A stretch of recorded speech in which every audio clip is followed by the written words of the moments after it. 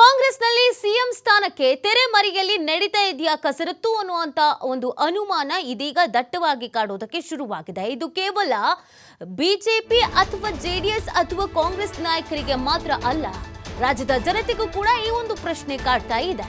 ಸಿದ್ದರಾಮಯ್ಯಗೆ ಕಾಂಗ್ರೆಸ್ ಪಾಳ್ಯದಲ್ಲೇನೆ ಒಳ ಏಟಿನ ಕಂಟಕ ಎದುರಾಗುವಂತೆ ಎಲ್ಲ ಸಾಧ್ಯತೆಗಳು ಇದೆ.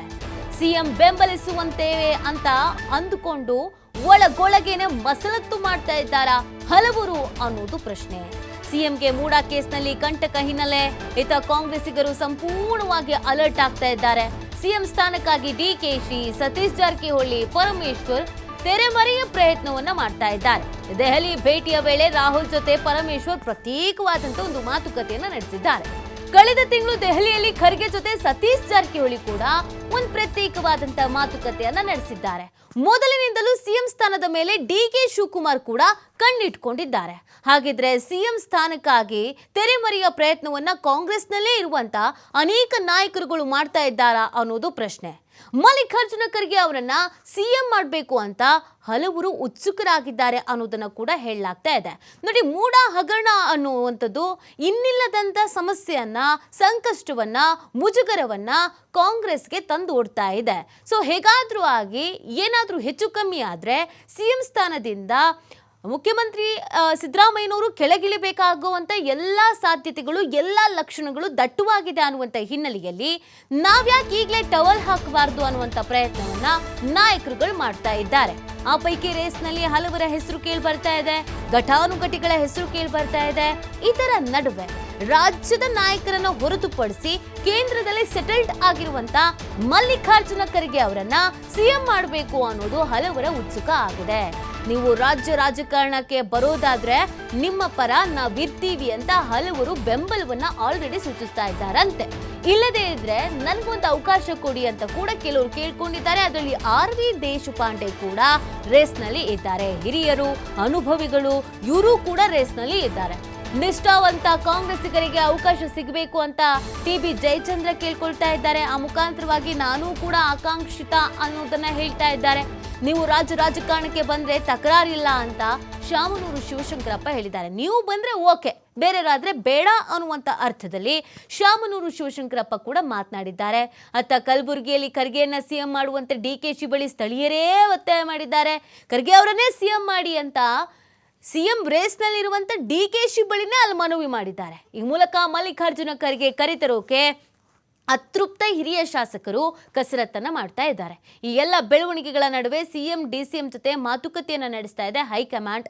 ಸಿಎಂ ಬಗ್ಗೆ ಆಗಸ್ಟ್ 29ರ ತೀರ್ಪಿನ ಬಳಿಕ ಮಹತ್ತರ ಬೆಳವಣಿಗೆ ಎಂಬ ಚರ್ಚೆ ಕೂಡ ಆಗ್ತಾ ಇದೆ. 29ಕ್ಕೆ ವಿಚಾರಣೆಯನ್ನ ಮುಂದೂಡಿತ್ತು ಕೋರ್ಟು. ಸೊ 29ಕ್ಕೆ ಏನ್ ಜಡ್ಜ್ಮೆಂಟ್ ಬರುತ್ತೆ ಅನ್ನೋದು ಸಾಕಷ್ಟು ಕುತೂಹಲಕ್ಕೆ ಕಾರಣವಾಗಿದೆ. ಅಕಸ್ಮಾತ್ ಸಿಎಂ ವಿರುದ್ಧವಾಗಿ ಏನಾದರೂ ಬಂತು ಅಂತ ಅಂದ್ರೆ ಬೇರೆ ಸಿಎಂ ಅನ್ನ ಆ ಸ್ಥಾನಕ್ಕೆ ಕೂರಿಸಲೇಬೇಕಾದಂತ ಅನಿವಾರ್ಯತೆ ಇದೆ. ಸೊ ಹಾಗಾಗಿ ಈಗಲಿಂದಲೇ ನಾವು ಪ್ರಯತ್ನ ಪಡೋಣ ಅಂತ. ಒಂದ್ ಕಡೆಯಲ್ಲಿ ನಾವು ಸಿದ್ದರಾಮಯ್ಯನವರ ಬೆನ್ನಿಗಿದ್ದೀವಿ, ನಾವು ಸಿಎಂ ಪರವಾಗಿದ್ದೀವಿ, ನಮ್ಮ ಸಿಎಂ ತುಂಬಾನೇ ಸೇಫ್ ಆಗಿದ್ದಾರೆ, ಅವ್ರಿಗೇನು ಸಮಸ್ಯೆನೇ ಆಗಿಲ್ಲ, ಸುಮ್ಮನೆ ಇದೆಲ್ಲ ಊಹಾಪೋಹ ಅಂತ ಹೇಳ್ತಿರುವಂತ ನಾಯಕರುಗಳೇ ನಾನೇ ಮುಂದಿನ ಸಿಎಂ ಆಗಬೇಕು ಅಂತ ಶತಪ್ರಯತ್ನವನ್ನ ಮಾಡ್ತಾ ಇದ್ದಾರೆ. ಪ್ರತ್ಯೇಕವಾಗಿ ಹೈಕಮಾಂಡ್ ನಾಯಕರ ಜೊತೆಗೆ ಮಾತಾಡ್ತಾ ಇದ್ದಾರೆ. ತಮ್ಮವರು, ತಮ್ಮ ಬೆಂಬಲಿಗರು ಅನ್ನೋರನ್ನ ರೆಡಿ ಮಾಡ್ತಾ ಇದ್ದಾರೆ. ನಾನೇ ಸಿಎಂ ಆಗಬೇಕು ಅಂತ ಹೇಳಬೇಕು ನೀವು ಅಂತ ಹೇಳ್ತಾ ಇದ್ದಾರೆ.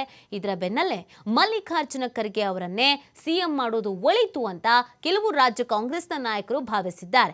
ಇವರಿವರ ಕಚ್ಚಾಟದಲ್ಲಿ, ಹಗ್ಗಜಗ್ಗಾಟದಲ್ಲಿ ಇನ್ನೇನೋ ಆಗಿ ಅದು ಬಿಜೆಪಿಗೋ JDSಗೋ ಲಾಭ ಆಗೋ ಬದಲು ನೀವೇ ಬಂದ್ಬಿಡಿ, ನಿಮಗೆ ರಾಜ್ಯ ರಾಜಕಾರಣಕ್ಕೆ ಬರಬೇಕು ಅಂತ ಅನ್ಸೋದಾದ್ರೆ ನೀವೇ ದಯವಿಟ್ಟು ಬಂದ್ಬಿಡಿ, ನಿಮ್ಮ ಸಪೋರ್ಟಿಗೆ ನಾವಿಡ್ತೀವಿ ಅಂತ ಅನೇಕ ಹಿರಿಯ ರಾಜಕಾರಣಿಗಳು, RV ದೇಶಪಾಂಡೆ ಹಿರಿಯರು, ಶಾಮನೂರು ಶಿವಶಂಕರಪ್ಪನವರು ಬಹಳ ಹಿರಿಯರು, ಸೊ ಇವರೆಲ್ಲನೂ ಕೇಳ್ಕೊಳ್ತಾ ಇದ್ದಾರೆ.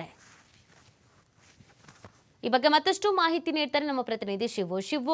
29ಕ್ಕೆ ಏನಾಗುತ್ತೆ ಅನ್ನೋದು ಕುತೂಹಲ ಒಂದ್ ಕಡೆಯಲ್ಲಿ ಆದ್ರೆ ಇನ್ನೊಂದು ಕಡೆಯಲ್ಲಿ ನಾವು ಸಿಎಂ ಹಿಂದೆ ಇದ್ದೀವಿ, ಸಿಎಂ ಸೇಫ್ ಅಂತ ಹೇಳ್ತಾನೆ ಹಲವರು ಸಿಎಂ ಸ್ಥಾನಕ್ಕೆ ಟವಲ್ ಹಾಕೋ ಕೆಲಸ ಮಾಡ್ತಾ ಇದ್ದಾರೆ.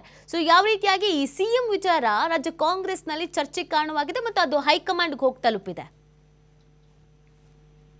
ಈಗಾಗಲೇ ಮೂಡಾ ಪ್ರಕರಣದಲ್ಲಿ ರಾಜ್ಯಪಾಲರು ಪ್ರಾಸಿಕ್ಯೂಷನ್ಗೆ ಕೊಟ್ಟ ನಂತರ ಈಗಾಗಲೇ ಕೋರ್ಟ್ ನಲ್ಲಿ ವಿಚಾರಣೆ ಕೂಡ ಇದೆ. 29ಕ್ಕೆ ಅದರ ಬಗ್ಗೆ ಅಂತಿಮ ಒಂದು ನಿರ್ಧಾರ ಹೊರಬೀಳುವಂತ ಸಾಧ್ಯತೆಗಳು ಕೂಡ ಇದೆ.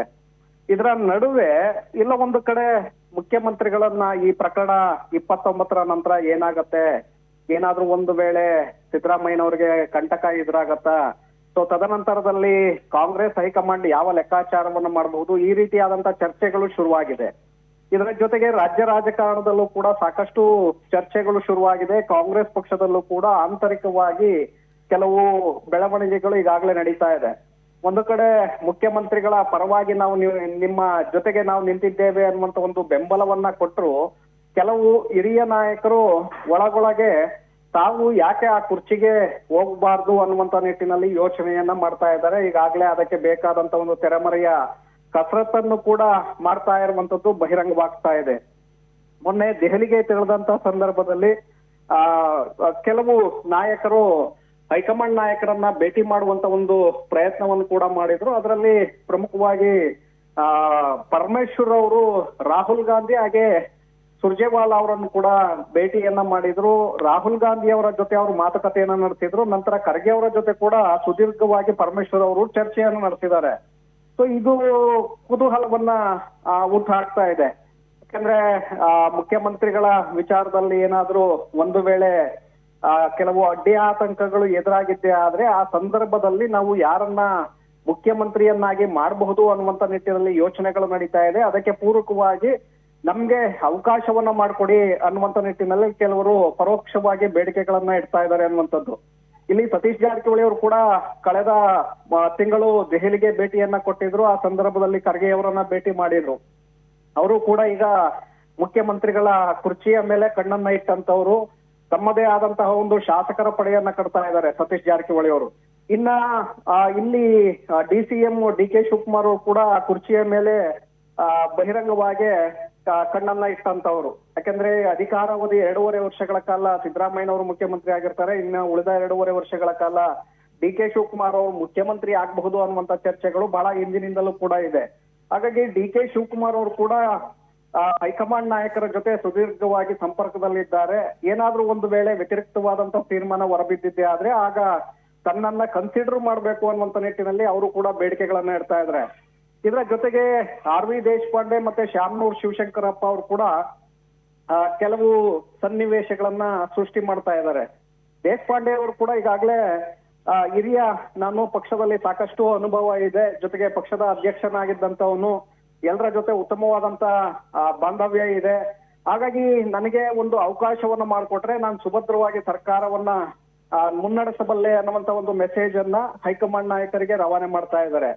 ಇನ್ನೊಂದು ಕಡೆ ಶಾಮನೂರ್ ಶಿವಶಂಕರಪ್ಪ ಅವರು ಕೂಡ ಪ್ರಯತ್ನಗಳನ್ನ ಮಾಡ್ತಾ ಇದ್ದಾರೆ. ಖರ್ಗೆ ಅವರನ್ನ ಮನವೊಲಿಸುವಂತ ಒಂದು ಪ್ರಯತ್ನವನ್ನ ಅವರು ಮಾಡ್ತಾ ಇದ್ದಾರೆ.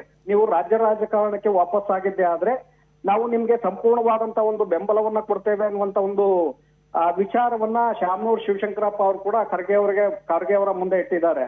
ಕೆಲವು ಹಿರಿಯ ನಾಯಕರು ಕೂಡ ಖರ್ಗೆ ಅವರನ್ನ ರಾಜ್ಯ ರಾಜಕಾರಣಕ್ಕೆ ತರಬೇಕು, ಮುಖ್ಯಮಂತ್ರಿಗಳ ಕುರ್ಚಿಯಲ್ಲಿ ಅವರನ್ನ ಕೂರಿಸಬೇಕು ಅನ್ನುವಂತ ನಿಟ್ಟಿನಲ್ಲಿ ಈಗಾಗಲೇ ರಾಜ್ಯ ಮಟ್ಟದಲ್ಲೂ ಕೂಡ ಚರ್ಚೆಗಳಾಗ್ತಾ ಇದೆ. ಹೀಗಾಗಿ ಸಾಕಷ್ಟು ಈ CM ಕುರ್ಚಿಯ ವಿಚಾರದಲ್ಲಿ ಮೇಲ್ನೋಟಕ್ಕೆ ನಾವು ಬಹಿರಂಗವಾಗಿ ನಿಮ್ಗೆ ಬೆಂಬಲವನ್ನ ಕೊಡ್ತೇವೆ ಅಂದ್ರೆ ಒಳಗೊಳಗೆ ತಾವು ಒಂದು ಅವಕಾಶವನ್ನ ನೋಡಬಹುದಾ ಅನ್ನುವಂತ ನಿಟ್ಟಿನಲ್ಲಿ ಮತ್ತೊಂದು ಕಡೆ ಪ್ರಯತ್ನಗಳನ್ನು ಕೂಡ ಮುಂದುವರಿಸಿದ್ದಾರೆ ನೀತಿ. ಓಕೆ, ಥ್ಯಾಂಕ್ ಯು ಶಿವ, ತಮ್ಮ ಡೀಟೇಲ್ಸ್ಗಾಗಿ.